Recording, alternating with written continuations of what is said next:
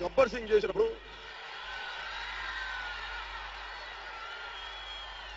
నీకు తెలుసు కదా, నేను పెద్ద ఆలోచించను, బాగా నేర్చుకుంటా, బాగా చదువుతా.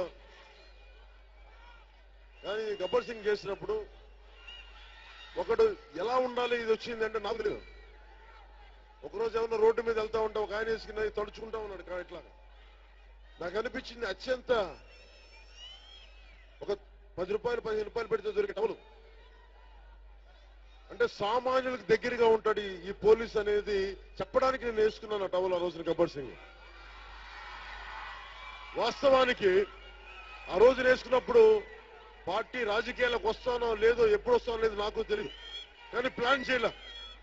కానీ ఈ రోజున ఈ టవల్ ఇది ఒక సంకేతం అయిపోయింది. మీరు అనుకుంటున్న మార్పుకి సంకేతం ఇదే, మీరు అనుకుంటున్న మార్పుకి చిహ్నం ఇదే. సామాన్యుడు రాజకీయాల్లోకి రావాలి, సామాన్యుడు అవినీతి పైన పోరాటం చేయాలి, సామాన్యుడు గుండాలను ఎదుర్కోగలగాలి, ఎరుపు ధైర్యం ఇవ్వాలి, ఎరుపు రక్తం ప్రవహించే మన గుండెల్లో ఉన్న ఎరుపుని ధైర్యాన్ని ప్రతిబింబించే కండువా ఇది. మన నేతన్నలు మన వాళ్ళు తయారు చేసిన కండువా ఇది, మన సంస్కృతి కండువా ఇది.